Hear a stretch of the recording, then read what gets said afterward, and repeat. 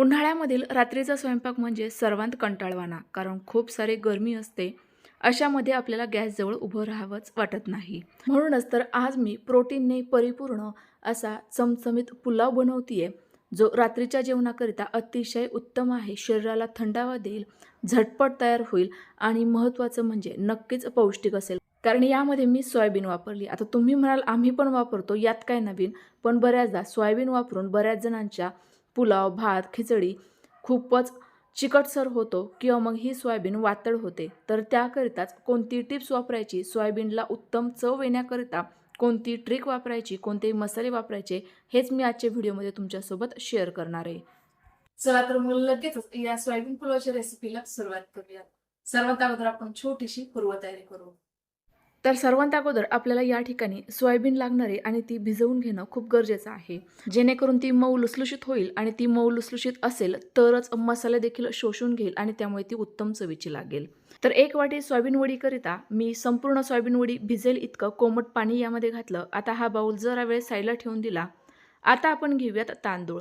तर 3 ते 4 व्यक्तींकरिता मी हा पुलाव बनवतेय. त्याकरिता 1.5 कप वजनी प्रमाणात 300 ग्रॅम बासमती तांदूळ घेतलाय. हा पहिले आपण स्वच्छ धुवून घेऊयात. तर यासाठी मी नॉर्मलच पाणी घातलं बरं का, कारण मी या तांदळात पातेल्याने पाणी ओतलंय, तर तुम्ही कन्फ्यूज व्हायला नकोय म्हणून क्लिअर केलं. आता हे खराब पाणी काढून टाकलं.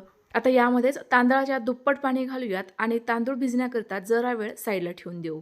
इतर साहित्य काय काय लागणार आहे ते बघूयात. तर त्याकरिता 2 मध्यम साईजचे कांदे उभे पातळ चिरून घेतले, 1 लालबुंद टोमॅटो, शिमला मिरची देखील कट करून घेतली, आलं लसूण आवडीनुसार घेऊ शकता, याची पेस्ट करूनच वापरायची, आणि थोडीशी कोथिंबीर घेतली.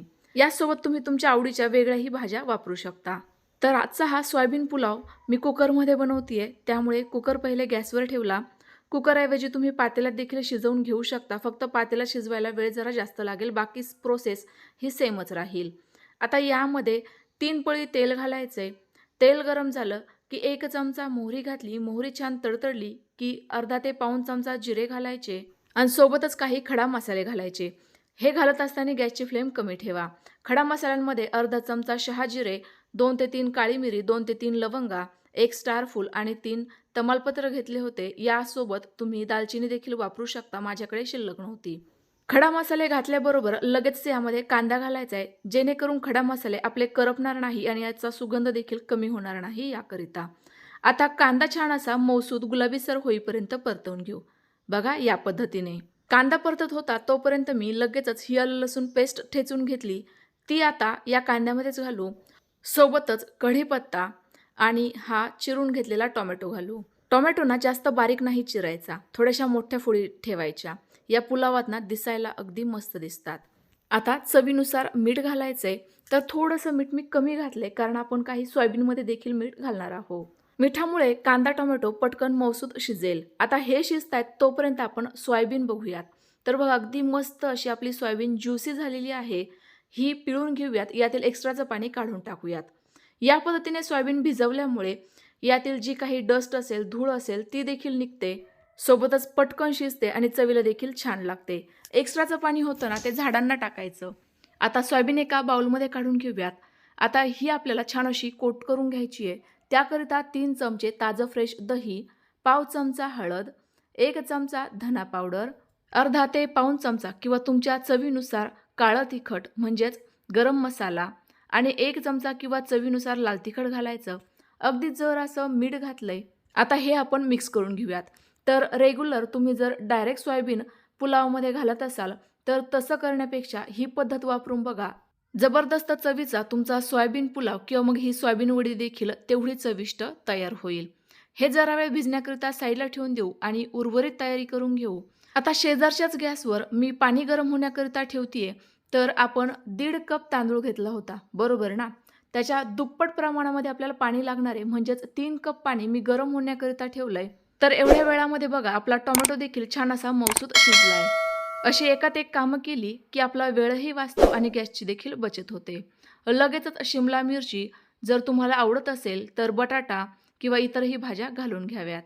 आता थोडासा म्हणजे साधारणतः 1 चमचा बिर्याणी मसाला, पाव चमचा हळद आणि अर्धा चमचा लाल तिखट घातलं.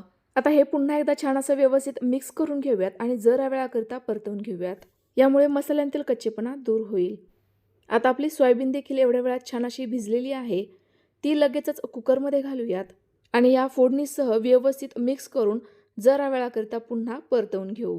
पण यावेळेला मात्र गॅसची फ्लेम एकदम कमीच ठेवा, कारण यामध्ये आपण दही वापरलेलं होतं. तर बघा अगदी काही मिनिटांकरिता मी हे परतवून घेतलं. छान असा याचा रंग बदलला. आता आपण यामध्ये भिजवलेला जो तांदूळ होता त्यातील एक्स्ट्राचं पाणी काढून टाकलं आणि तो घालूयात. तुमच्याकडे जर वेळ नसेल, तांदूळ भिजवलेला नसेल तर डायरेक्ट तांदूळ धुवून देखील वापरू शकता. प्रोसेस अगदी सेमच राहील.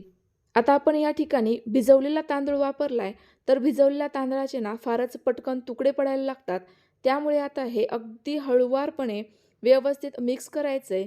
तांदळाला या मसाल्यांची छान अशी हलकीशी कोटिंग झाली की मग आता यावर झाकण ठेवूयात आणि फक्त 2 ते 3 मिनिटाची वाफ काढूयात. तर बघा अगदी हलकीशी वाफ धरली गेली होती. असं केल्यामुळे आपला पुलाव जो आहे ना तो खूप छान असा मोकळा सुटसुटीत लांब लांब दाण्याचा शिजतो, मऊसूत तयार होतो.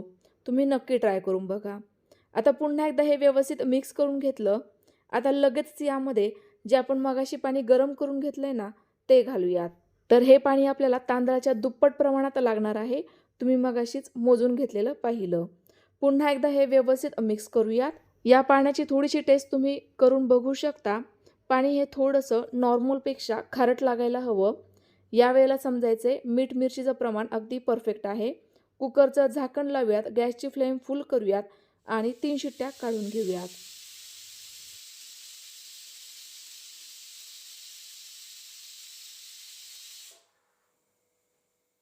कुकरच्या आपल्या 3 शिट्ट्या झाल्यानंतर यातील वाफ देखील पूर्णतः निघालेली आहे. शिट्टी वर करून पाहिलं होतं. झाकण खोलून बघूयात. वाह! काय मस्त असा आपला हा पुलाव तयार झाला आहे.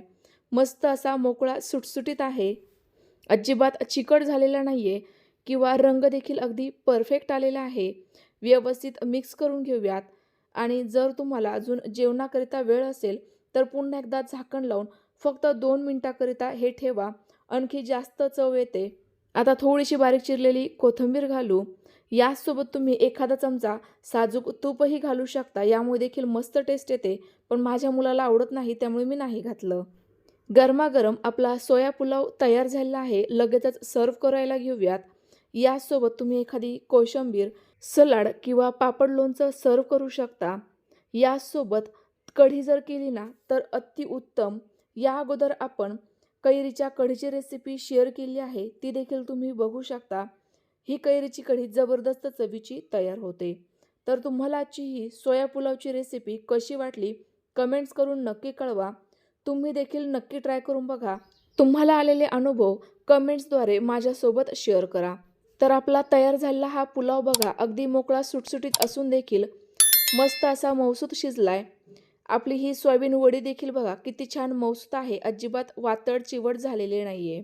त्यामुळे तुम्ही देखील नक्की ट्राय करून बघा. रेसिपी आवडल्यास लाईक करा आणि शेअर करा. पुन्हा भेटूयात. Bye bye.